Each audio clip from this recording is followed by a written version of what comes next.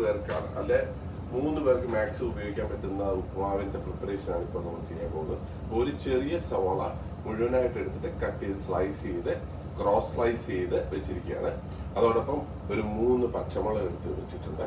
കുറച്ച് ഇഞ്ചി ചെറുതായിട്ട് സ്ലൈസ് ചെയ്തിട്ട് അരിഞ്ഞത്, ഒരു 6 കാഷ്യൂ അങ്ങനെ മുറിച്ച് വെച്ചിരിക്കുകയാണ്. പിന്നെ കുറച്ച് കറിവേപ്പില. പിന്നെ നമുക്ക് വേണ്ടത് ഉപ്പ്, അങ്ങേയത്തിരിക്കുന്ന ആവശ്യത്തിന് ഉപ്പ്, കടുക് വേണം, വെളിച്ചെണ്ണ വേണം, നെയ്യ് വേണം.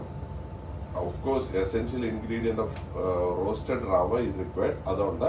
പിന്നെ നമുക്ക് കുറച്ച് ഉഴുന്ന് പരിപ്പ് റെഡിയാക്കി വെച്ചിട്ടുണ്ട്.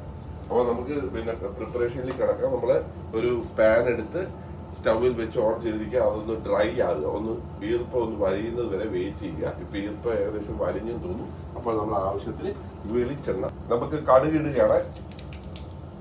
Fortunately for us, the velichana has become so much hot, it heated up. The kadug instantly got fried out.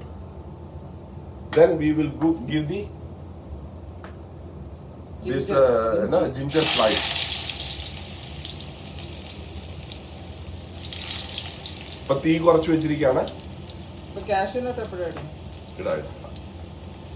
ഇതും ഉഴുന്നിടാം, ഉഴുന്ന് ആദ്യം ഇടാം.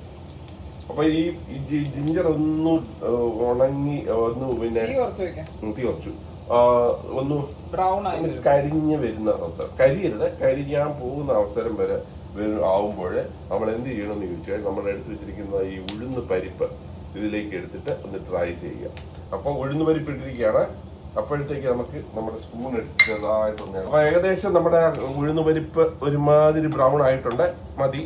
അപ്പോഴത്തേക്ക് നമ്മുടെ കാഷ്യൂ എടുത്ത് നമ്മൾ അങ്ങോട്ട് ഇടുക. കാഷ്യൂ നമ്മൾ ഇട്ടിരിക്കുകയാണ്, അതിങ്ങനെ വറന്നുകൊണ്ടിരിക്കുകയാണ്. കുറച്ച്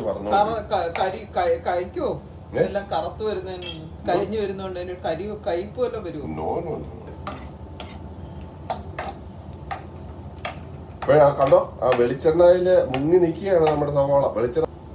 അപ്പൊ നമുക്ക് ഇത്ര കരിവേപ്പില,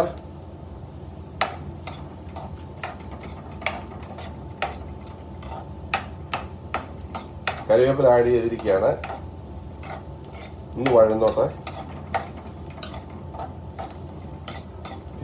അപ്പോൾ നമ്മൾ അടുത്ത സ്റ്റെപ്പിലേക്ക് കിടക്കുകയാണ്. ആവശ്യത്തിനുള്ള വെള്ളം ഒരു ഗ്ലാസ് അങ്ങ് എടുക്കുകയാണ്.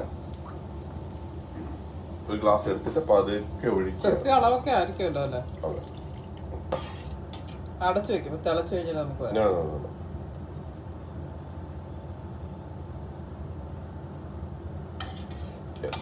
ആവശ്യത്തിന് ഉപ്പുണ്ട്. അപ്പൊ വെട്ടി തിളച്ചിരിക്കുകയാണ്. അപ്പോൾ നമ്മുടെ സമയമായിരിക്കുകയാണ്. അപ്പൊ നമ്മൾ മറന്നുപോയാല് പച്ചമുളക് ഇതുവരെ ഇട്ടിട്ടില്ല കേട്ടോ.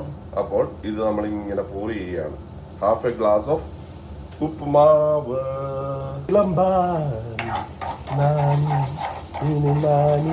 ചൂട് നല്ലപോലെ കൂട്ടി വെച്ചിരിക്കുകയാണ്. കാരണം ഈ വെള്ളം മുഴുവൻ തിളച്ച് പിന്നെ വറ്റി ഇത് വെറും ഡ്രൈ ആകണം.